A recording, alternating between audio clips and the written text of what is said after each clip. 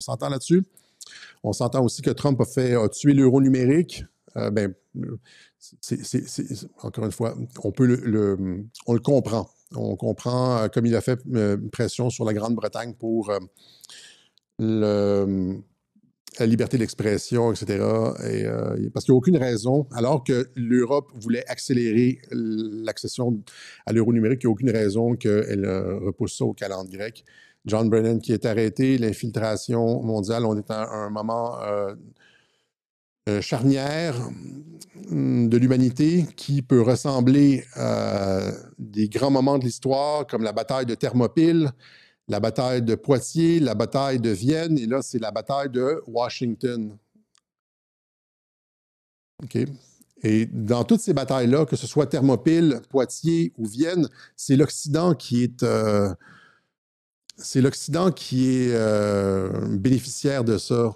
Ouais, c'est l'ensemble de l'Occident qui est touché. C'est pas juste la France, c'est pas juste la Grèce, c'est pas juste l'Autriche, et dans notre cas, c'est pas juste les États-Unis.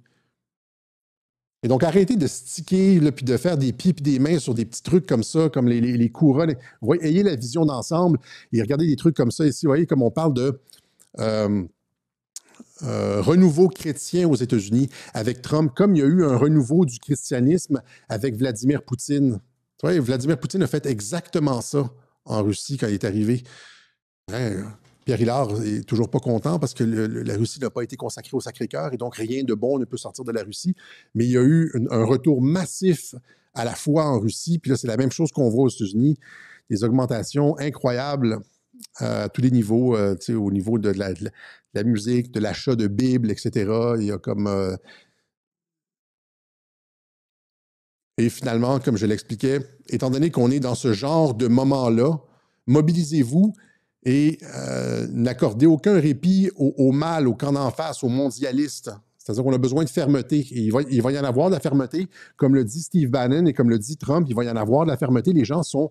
Il faut commencer à se préparer à ça. Et on ne fera rien avec des gens qui veulent juste parler, là. OK? Voilà. C'est ce qu'on avait pour vous aujourd'hui. On va parler, on a dit qu'on allait parler de nos finances. Il faut que je le fasse, c'est la partie la plus déplaisante du Web Journal. Et malheureusement, c'est l'avantage et le désavantage du sociofinancement. On a reçu une lettre de Revenu Québec qui nous demande un méchant paquet de milliers de dollars d'ici le 30 septembre 2025. Et donc, on a payé ça et on est rentré loin dans la marge de crédit. C'est ce que j'expliquais la dernière fois. Et donc, la dernière fois que j'ai fait un appel comme ça, c'était en septembre 2021. Et puis là, les gens disent tu devrais changer ta façon de financer, etc. Oui, on regarde ça, mais par exemple, si on met j'explique, si on met un paywall, on va diviser par 100 nos vues. Vous voyez, c'est-à-dire que là, présentement, on a 200-300 000, des fois 400 000 vues, des fois plus sur nos vidéos, généralement 200-300 000. Alors que si on met un paywall, oui, on va avoir, les finances vont augmenter probablement drastiquement, sauf qu'on va, au lieu d'avoir 200-300 000, on va avoir 2-3 000 personnes qui vont nous regarder. Ouais, c'est-à-dire que pour se remplir les poches, on se coupe complètement de notre impact social. C'est vraiment un pensez-y bien, là. Et donc, il y a des gens qui ont répondu à l'appel la dernière fois. Il y a des gens qui ont répondu à l'appel. Déjà, on a reçu un gros don. Et puis, plusieurs personnes qui contribuent. Vraiment, ça fait chaud au cœur.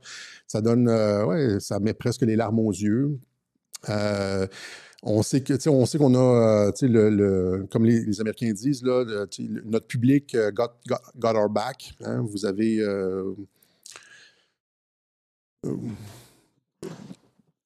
quand ça va mal, c'est ce que je veux dire, il y a tellement de choses à dire, je veux pas vous emmerder non plus, j'ai l'impression que c'est lourd et tout, mais on a besoin de votre soutien, on veut retourner dans le positif et c'est quelque chose, quand on fait des demandes spéciales comme ça, c'est quelque chose qu'on fait aux 3 ans. On ne fait pas chier avec le financement. Généralement, le financement se maintient. On a des fois 1 mois, 2 mois où est-ce que c'est très ordinaire, puis c'est peut-être à cause de mes performances qui sont très ordinaires, où l'actualité n'est pas là, puis c'est pas le web journal du siècle. 2-3 mois, puis on est capable de survivre, là, puis après ça va bien. Par exemple, la campagne électorale l'année dernière, 1 mois avant la campagne, puis 1 mois après, ça a été très bien, puis après ça, c'est un petit peu plus creux, puis ça va généralement bien, les finances de Radio-Québec. On est capable de se maintenir puis de continuer l'information. Mais il y a, une fois de temps en temps, il y a des trucs comme ça, il y a des bombes qui nous arrivent et qui n'étaient pas prévus. Et puis, ça, on est dans une situation comme celle-là présentement. Et c'est ça, on préférait... c'est vrai, comment je pourrais dire? C'est difficile d'accepter d'être dans la merde parce qu'on paye de différentes façons aussi nos propos. Tu vois, je vais vous donner 2 exemples. Les 2 derniers appartements que j'ai essayé de louer m'ont été refusés pour aucune raison. Tu vois, l'année dernière et cette année, l'année dernière, ça fait beaucoup de fois que je déménage, là, mais l'année dernière, j'ai fait une première demande d'un appartement et puis je remplissais toutes les conditions. Je ne fume pas, je n'ai pas d'animal de compagnie, je vis seul, je suis tranquille, je ne mets pas de musique, j'ai un bon dossier de crédit, je n'ai pas de dossier criminel, je suis comme je suis parfait. Fuck, je suis bouddhiste, je fais 4 heures de méditation par jour, je ne bois pas d'alcool, je suis comme... puis là, c'est comme tu donnes tes informations à l'agent d'immeuble, il dit « Ah, c'est parfait, on te revient tout de suite, et puis on signe ça. » Puis là, finalement, c'est non. Je dis « Pourquoi c'est non? Pourquoi c'est non? » Non. Même chose avec cette année, quand on a déménagé au mois de juin, un premier appartement, il est parfait, c'est microscopique, mais c'est super, et on remplit toutes les conditions, comme je l'ai dit, tout ça, puis là, finalement, c'est non. L'agent d'immeuble revient, puis dit « C'est non. » Ah, c'est non, pourquoi?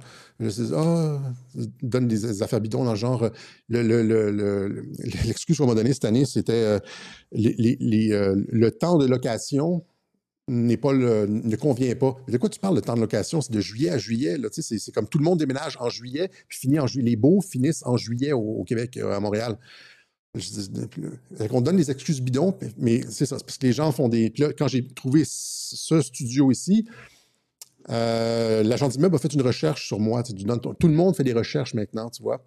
On donne le nom, et puis l'agent d'immeuble n'était pas trop sagace politiquement, puis elle dit « Ah, j'ai vu que tu as une chaîne radio ou quelque chose comme ça. » Je dis « Oui, c'est ça, j'ai une chaîne... » Là, tu files doux, tu marches les fesses serrées, oui, j'ai une chaîne radio. Puis finalement, je l'ai eu, mais c'est parce qu'ils ne font pas de recherche. Tout le monde Google ton nom maintenant, puis le nom Cossette Trudel, c'est terminé. Je vous donne un autre exemple. Il y a 2 mois, j'essaie de renégocier les assurances pour ma voiture. Je vais voir d'autres assureurs. Et finalement, encore une fois, je suis parfait. Pas de dossier criminel, j'ai pas de réclamation. Je pense que j'ai un ticket pour une affaire ridicule. Je bois pas, etc. Puis là, c'est non. Puis là, tu essayes un autre, puis c'est non. Puis là, c'est non. Puis là, finalement, tu te dis, ouais, comment ça fait que c'est non comme ça? Je dis, pourquoi ils veulent pas te... puis là, on me dit, c'est ton profil médiatique. Fait que là, les assureurs, c'est une longue histoire, mais les assureurs disent, ils Google maintenant, tout le monde Google ton nom, et puis, tu sais, Cossette Trudel, tu es dans les manifestations, tu tapes Cossette Trudel, puis c'est des manifestations qui accusent le gouvernement d'eux, et puis, on dit que les juges sont corrompus, puis c'est comme, fuck, tu sais, c'est comme, on dit qu'on n'est pas vraiment en démocratie, et donc on est une menace à la démocratie. Donc, ce que je veux dire, c'est que finalement, le nom est brûlé, puis je ne pourrais jamais faire application nulle part. Il n'y a pas de... Il n'y a aucun département des ressources humaines à quelque part qui va m'accepter. Et donc, on a juste les auditeurs de Radio-Québec. C'est notre première et dernière ligne de défense. Et en toute honnêteté, là, c'est ça. On a une petite réserve qu'on a mis dans les actions de Donald J. Trump, notamment quand mon père est décédé. Il y avait un petit héritage que j'aurais pu utiliser, mais je les ai mis là-dedans. Puis si on commence à utiliser cette réserve-là, je n'ai pas d'avenir. Si on commence à utiliser cette réserve-là pour les opérations courantes de Radio-Québec, eh bien là, c'est dramatique. C'est pour ça qu'on fait appel. Et donc, voilà.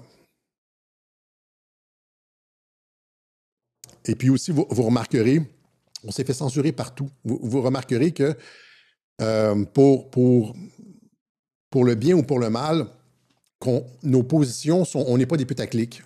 On n'est pas des putaclics, c'est-à-dire que nos positions, on n'a pas peur de prendre des positions qui déplaisent aux auditeurs de Radio-Québec.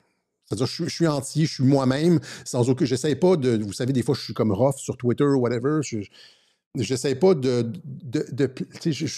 sais pas de plaire nécessairement à mon public, j'essaie juste d'être moi-même, autant dans tous les aspects de ma vie, sur les réseaux sociaux, à la caméra ou Et je prends pas des positions, je prends des positions difficiles